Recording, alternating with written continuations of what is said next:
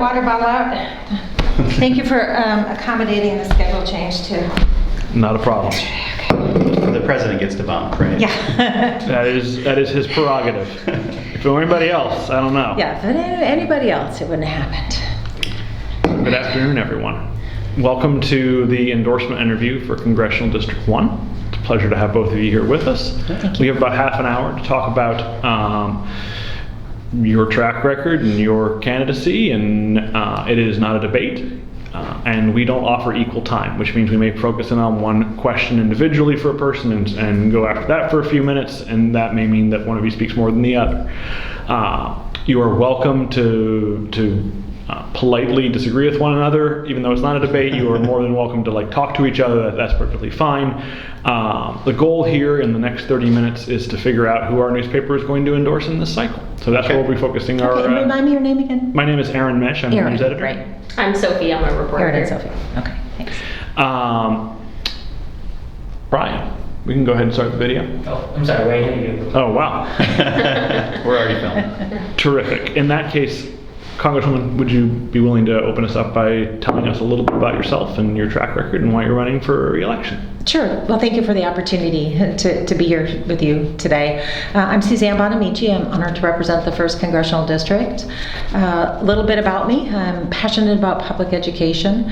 I went through public schools myself, spent some time working in small businesses, doing retail sales, and then found a passion by doing volunteer work at Legal Aid. Got interested in law.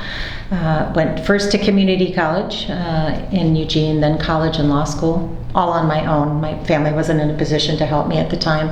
I worked as a consumer protection attorney. I was an active volunteer when my kids were in school in education and the arts, serving on nonprofit boards, advocating for education funding, and then I served in the legislature in Salem, in both the House and the Senate.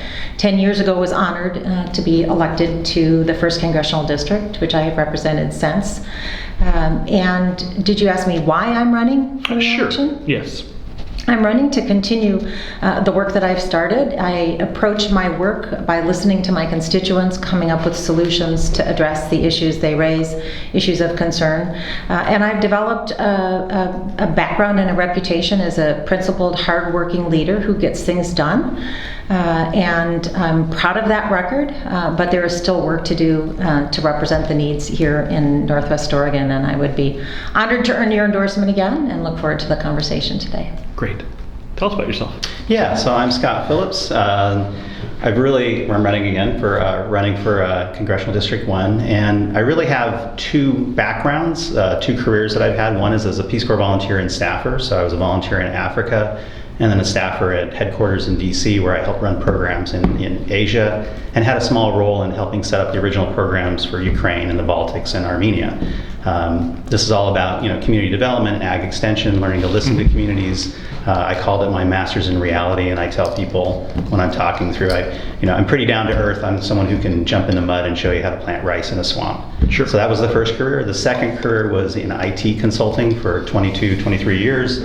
I worked for a company called Accenture, which was really a global company helping other companies get better and transform and improve what they do, applying technology to problems. And so I think what that's taught me is a lot of pragmatic, practical skills about how to modernize large organizations, how to identify what's working, what's not, really kind of separating the hype from the reality when it comes to technology.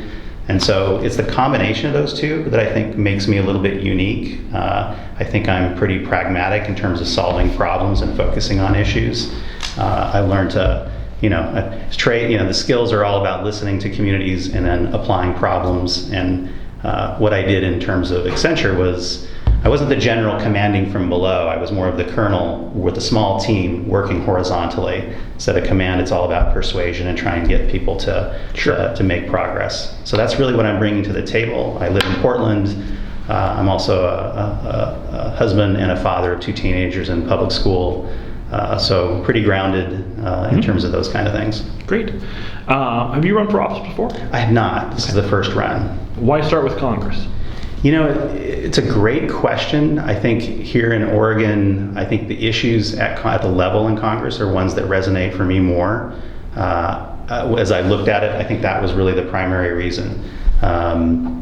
I think running in the legislature, there's all sorts of challenges and issues there too. I've certainly met some great people, but I've also kind of noticed that around the country, the people who are being elected, the majority now don't have previous political experience. I think what voters are looking for is something new and unique and different in terms of bringing fresh ideas to the table. So that's why I jumped in and focused on this race. Great. Yeah.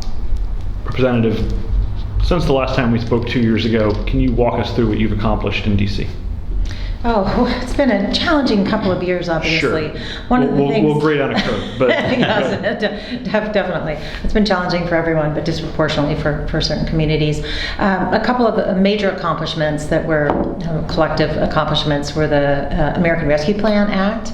The Education Labor Committee had a pretty significant part of that, the Education Labor Committee on which I serve, because a lot of the funding was to help our schools open up safely, to make adjustments that they needed to get them resources for education, but also to help with individuals and rent relief and other pandemic-related issues.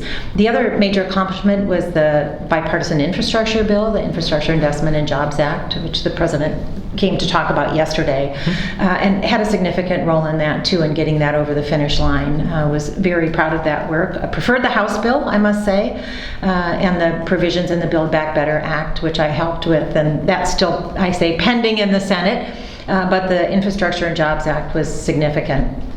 Personally, one of the things that I'm most proud of is the legislation that I led, bipartisan legislation to help students get meals and access to nutrition even though their school buildings were closed. I've worked on a lot of nutrition issues both for education and for seniors through the Older Americans Act, which I led the reauthorization of twice in Congress. So the past couple of years, again, have been challenging, but we've had some significant accomplishments, and making sure, I went to a couple of the schools when they were using the sites, even though the building was closed, and not just students, but families could come and pick up meals. So that really helped during the pandemic, and I'm proud of that bipartisan work. What's the first bill you're going to pass when you go to Congress? Oh, that's a great question. I think the first thing I would introduce and attempt to pass is, I think of higher education, and what I put on the website is an institutional x-ray. I think we have such problems with higher education. We're simultaneously impoverishing students as well as teachers, the majority of teachers who are teaching. And I'd like to figure out why, what's changed over time. Because when I graduated in the 80s, I went through the 5-year plan and I graduated about $5,000 in debt. And that's just not the picture that we're hearing and stuff. And so trying to get an understanding of what institutionally has changed over time, when you have that kind of a problem, who's getting the money, how is it flowing through, what can you change? That would be the first thing.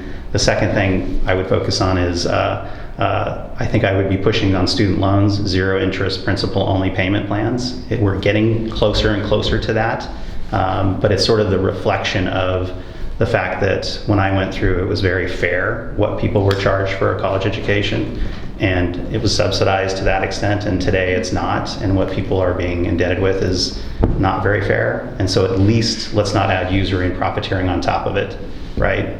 Sure. And so that seems fair, and credit back too, if we can, the interest that's already been paid for.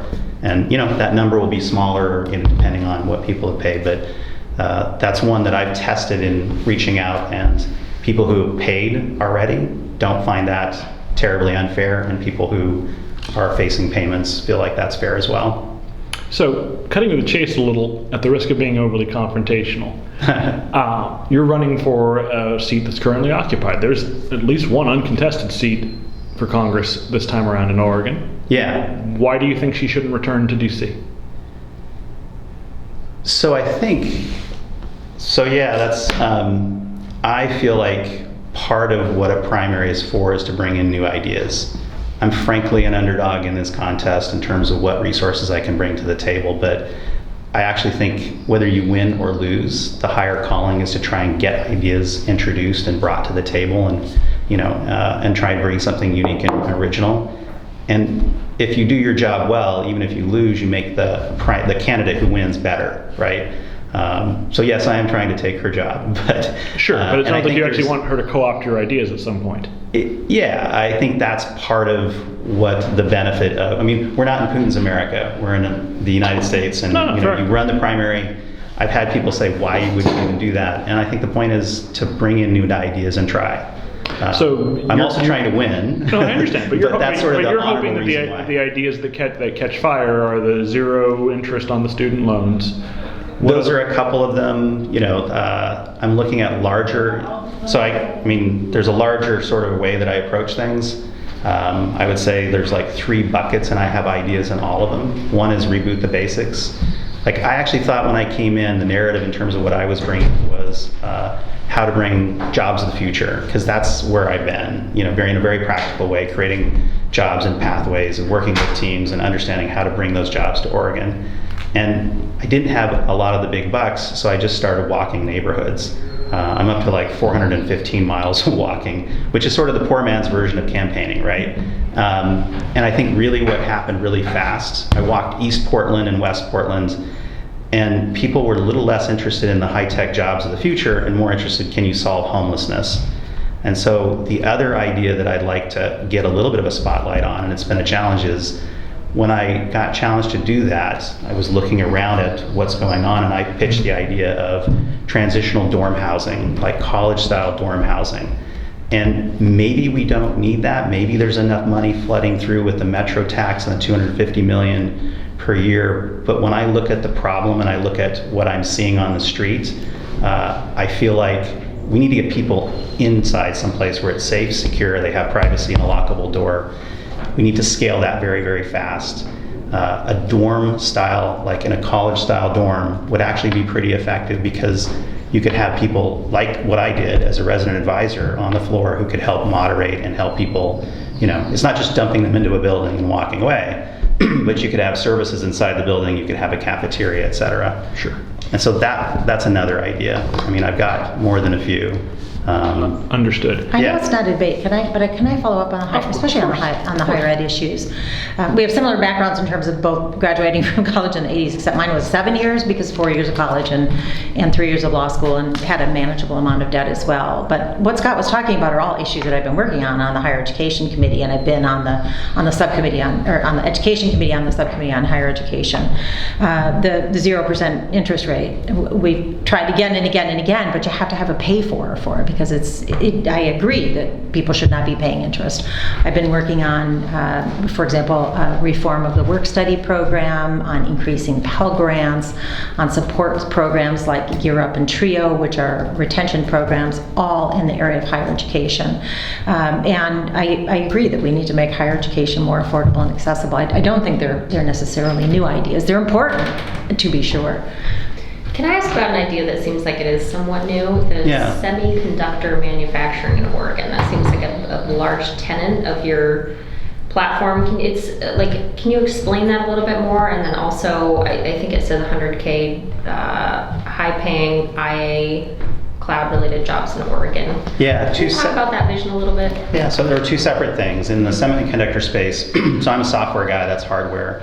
But when I looked at the problem, and frankly, a lot of people are swarming onto that now that we've lost, potentially, factories to Ohio and others and stuff. But when I look at the challenge there, I think we're kind of pushing up against the frontiers of physics and engineering, and it's going to be really hard. I know that we have CHIPS and fabs, 2 acts in Congress that haven't been funded and all that, but I think this is going to take a sustained focus, and semiconductors in Oregon and that ecosystem is really important in terms of the jobs it's creating. And so I think you're going to need someone to take a sustained interest, who likes technology, who's very interested in it. I would probably be that person, almost to the point of being a little bit of a pain in the butt. Like I'd want a quarterly meeting with people at Intel to understand how it's working, what are your roadblocks, how's this happening. There's all across the ecosystem, there's challenges that are coming up, from whether we're involved in standards organizations to manufacturing challenges and issues. It's not just subsidies, it's taking an interest. I can tell you as an Accenture employee, I once spent it was like 90 days out in Hsinchu, Taiwan at TSMC. So I know some of those people from 22 years ago, and they're really good people. They're really hardworking. They're very focused. They have a work on Saturday culture. And if you've lost the lead to those people, it's going to be a challenge to get it back. And they're investing even more than Intel is. And so I think part of it is helping give Intel cover fire. I feel Intel needs to be a growth company, not a utility. They dangerously turned to becoming a utility under previous leadership. Now with Pat, they're kind of moving more towards a growth mentality, and they're getting punished in the market. And so I think part of it is taking an interest, pushing back on sort of that utility mindset in the marketplace and promoting them as a growth company, whatever it takes. And following up. I don't think chips and fabs are enough. I think we're going to have real challenges getting further and further down the pipeline towards 1 nano. And I put an X prize for sub-nano architectures on there. I mean, I don't even know. This is all very foreign to me. Some of these things you're throwing out, I have no idea. Okay, so nanometers is the size of the chips that they're making, Okay. and Intel has so TSMC, last I read, was down to 3 nanometers, and we're at 7, 6, something in that range. And so we're trying to catch up with them. And the most advanced chips in the world aren't being made here in the US anymore. They're made in Taiwan and South Korea, which there's geopolitical issues. There's all sorts of reasons why that's important to bring it back. So the short version is, I just think it needs sustained interest, someone who's really going to focus on it and go beyond just the next set of acts that are provided. And I, of course, I expect you to respond, right? Absolutely. I, of course, appreciate the importance of Intel in the semiconductor industry here in Oregon, especially Washington County being the economic engine. I mean, I was at Intel twice last week, and I have regular contact with them about the jobs there, about the workforce needs, about trade. I had the U.S. Trade Ambassador visit and join me out there to have those conversations. And as a leader on the Science, Space, and Technology Committee, the speaker asked me to serve on the conference committee. There's 2 different bills that are to address the semiconductor industry, but mostly to spur U.S. manufacturing, to incentivize companies to do more manufacturing here in the United States. One version passed the House, a different version passed the Senate. Now there's a conference committee. Competes is in the House. USICA, which is a hard to remember acronym, is in the Senate, so it's the Bipartisan Innovation Act. The speaker asked me, as a senior member of the Science, Space, and Technology Committee, to serve on that conference committee. And I'm honored to do that. And we're going to start our work when we get back to DC next week. So understand the importance of the industry. It's absolutely a key part of our economy here, but it's not the only issue, to be sure. Sure, but you had to be a little troubled by seeing Intel jobs go to other states. Yeah, it wasn't exactly Intel jobs going to other states, because they're still committed to growing here, and I am on the task force to look at that. And it's a complicated. It's more like theoretical jobs. Yeah, I understand that we're not losing current employees Correct. of Intel to Ohio, Right. But we're losing potential Oregon employees. Correct. To other states. That could be, and that is true. And of course, I was concerned about that. And I'm also on the task force, the state task force that's looking at that issue. My subcommittee hasn't met yet, but there are, of course, many explanations. For example, the piece of land that they got in Ohio is 10 times the size of any industrial site that was available here in the metro region. So there are a lot of complexities to that, but we'll be looking at that and comparing the incentives that Ohio gave them, for example. But committed to doing all I can to grow that industry here, as well as, there are a lot of needs. I mean, Scott mentioned housing. It's a tremendous need. And there are complex needs in this district, in this state, that I'm up for the work of tackling them and continuing to look for solutions that can actually get through both chambers and get signed into law. Could each of you point me to an endorsement you've received in this cycle that you're most proud of, starting with the incumbent? Oh boy. It's always hard to pick. Yeah, it's like asking me to pick my favorite child. Gosh, endorsements that I'm proud of. League of Conservation Voters. I was honored to be asked to serve on the Select Committee on the Climate Crisis. There are not very many members on that committee. I'm the only member from the Pacific Northwest, and the speaker asked me to serve on that. So I'm honored to receive that endorsement. Happy Earth Day, by the way. I was Happy Earth Day. I was just speaking with some high school students down in Tualatin, and they give you hope for the future with their passion and advocacy. But between my work on the Science, Space, and Technology Committee and on the Select Committee on the Climate Crisis, and my workforce focus, which is something that I talk about when I talk about climate change. I talk about the jobs that come with it and making sure that we're opening up those opportunities to people historically left behind. I'm proud to have earned the endorsement of the League of Conservation Voters. Great. I want to come back to the green jobs in just 1 second, but On endorsements? Yeah, on endorsement. So I don't have any endorsements formally. I can tell you how I lost the AFL-CIO endorsement. I led with Please do. I always enjoy stories of. And I think it's part of the value prop that I bring to the table, which may or may not be valuable. But I led with the cover letter that said basically, I think we need to look at unions and figure out what a union of the 21st century looks like. And that's not saying we can't have unions the way they are, and I'm really thinking in terms of manufacturing, what's the formula that's going to work? Right now, businesses will do anything to push back, and you can always enforce the rules, right, that make it easier, but why aren't they engaging? Is there anything we can do? And I'm coming from a consulting background where the dichotomy between that, companies will hire consulting organizations because they bring their own people, trained resources, intellectual property, knowledge, lots of things. They make investments, they sign up for agreements. And I think what I tried to raise is, if I go in, I'm going to challenge assumptions on both the left and the right. For on the left, can we do something that makes unions more attractive, more interesting, more successful with business environment the way it is currently? And there's more to that story-wise. Did AFL-CIO respond to your letter? No, I didn't really get an acknowledgement on that. But it was also, like, my wife has asked too, why don't you have endorsements? And the endorsement questionnaire was 73 questions on existing legislation across 10 different areas.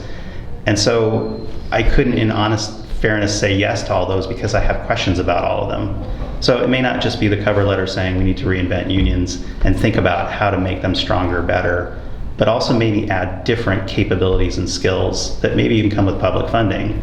But that's the kind of stuff that I would want to do. It's not just do the standard thing, but also ask questions and see what we can make better. Sure. I want to talk a little bit about an area where your committee service overlaps a little bit, which is you're on the climate committee, the special committee on climate, you're on the science committee that has a long name that I don't Science, Space, and Technology. There we are. And you're also interested in job creation. So, 3 months ago, 4 months ago, whenever it was he launched this campaign, Nick Kristof came in here and said, what we need to do is take the Oregon coast and turn it into an international hub of wind energy. What's the big idea that you have that you want to see Oregon do that can bring a tremendous number of green jobs to the state?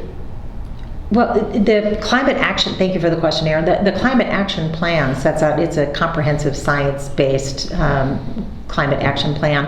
And what I've been working on, particularly through that work, we've picked our sort of specialties, our ocean issues and workforce issues. And so, yeah, I'm excited about the wind energy project that's being explored on the South Coast. I've also been a leader in marine energy and wave energy, and PAC Wave is out on the Oregon coast doing that work that could turn into be a lot of jobs, good jobs for clean energy with marine energy. The wave buoy that's being tested was built right here in Portland at Vigor. So marine energy has a tremendous amount of potential. Unlike the sun, it doesn't go down. Unlike wind, it doesn't stop the power of the waves and currents. So that could be a great source of jobs in Oregon. But I think overall, what's most important is to talk about the jobs that come with the transition to clean energy. And I was just at a solar company this morning, and they said, we need workforce. We're doing solar installations, residential and commercial, and we need people with two skills. They need to have the electrical skills, and they need to be able to climb up and work on a roof. And so getting people into the training programs, whether they be apprenticeships or workforce training programs, is something that we need to do a better job of. And that starts early with career and technical education in high schools, middle schools and high schools, so students know that there are good jobs available in the trades. Not everyone's on the same path, right? And so making those jobs available letting students know when they're picking a path that there are good jobs available, and that's just not what, the president was here to talk about infrastructure. What do those But solar as we jobs? What do transition- those solar jobs pay? They pay more than minimum wage. I'm sure they do. I'm not. Yeah. I'm not challenging that. I'm not challenging. I'm curious.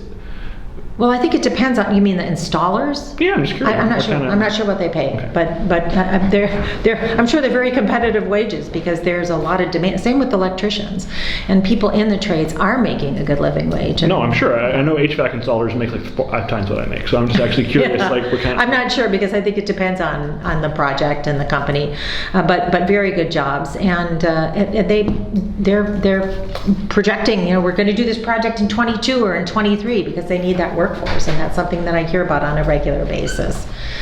So that's where I've been working with both reauthorizing and updating the National Apprenticeship Act, which hasn't been done since the 1930s, to get more apprentice programs, working on it's called the Workforce Innovation and Opportunity Act, which is the law that first bill signing I went to with President Obama in 2014 needs to get updated, and we moved that out of the Education Labor Committee to help our workforce programs. And my focus has been on making sure that these opportunities are made available to people historically left behind, primarily women, people of color. Oregon tradeswomen here in Oregon has done a great job of that. So in Oregon we have a higher percentage of women in the trades, but it's still pretty small. And a lot of people have felt like they have not had an opportunity to get those good jobs in the trade. So that's been a focus of mine, and it's definitely related to climate change, but also the infrastructure needs that we have in rebuilding infrastructure. This is a subject shift, but I'm curious. Were you in DC on January 6th? Yes. Tell me about that. It was a combination of trauma and frustration, something I never want to go through again in my life. And I was in my office. It wasn't my turn yet to go sit in the gallery or on the floor because we were spacing out because of COVID. People were not all there at the same time. So I was in my office, and we first heard an evacuation of the Cannon office building. I'm in the Rayburn office building, so we were immediately concerned about what was happening. Then we had an external threat alert, which meant close the curtains, turn off the lights, lock the doors. And there was only one staff member in the office with me, and we did all of that. And then we couldn't see out the window, so we turned on the television and watched it play out. And then my phone started. I had a lot of friends and colleagues who were either in the gallery or on the floor, and they started texting, and we followed along, and shots were fired, and it was incredibly traumatic. And I said trauma as well as frustration because I kept waiting. Where's the backup? Mm-hmm. Where's the National Guard? Where's more police? What's happening, and why aren't they coming? And then, of course, when the former president went on the news and said, "I love you, please go home," that was I think the ultimate frustration. But I have to say, at the feeling when we went back, or in the wee hours of the morning, probably between 2 and 3 in the morning, to make that final vote, I felt incredibly proud, exhausted and terrified, but proud to get back over there to the floor and do that final vote to certify the election, because we weren't going to let the terrorists stop us, the insurrectionists stop us. And daily we're watching what the January 6th committee is doing to hold them accountable. Do you think that committee / Congress in general is doing enough? Yes. You do? Okay. Committee in Congress, yes. Now, some of it is referred to the Justice Department. I'd like to see more, indictments and people are not responding to subpoenas, and then that's sent to the Justice Department. I'd like to see that go a little quicker, but oftentimes they don't leak. This Attorney General doesn't leak, and so they could be doing more that we just don't know about. Sophie? I'm good. I'd like to have a chance for each of you to ask each other a question. Something we do sometimes, just to get to This is often have you two been in a lot of forums so far? No, this is the it's first time. we've Well, met. then this is the opportunity, right? This is the chance to finally ask each other that question you've been dying to ask. Please make it a real question, not a filibuster or a statement. You want to go first? No, question. That's a new. Nothing right off the top just yet. Feel free. What's your favorite part of the 1st Congressional District? Wow, that's I waited and waited to find out where the border was going to be drawn because I Yeah, you and didn't me see. both. Yeah, exactly. I think we actually live not too far. I'm right near West Sylvan School. I like the whole district. I like the fact that there's. See how diplomatic that was? No. But I mean, it hits all my buttons. You know, it's got the city, it's got Hillsborough, it's got tech, and it's got the coast. So I actually like each of the different regions, and they're all different. And not trying to be diplomatic. Personally, I prefer the Salmonberry Trail. Thank you, Aaron. You're welcome.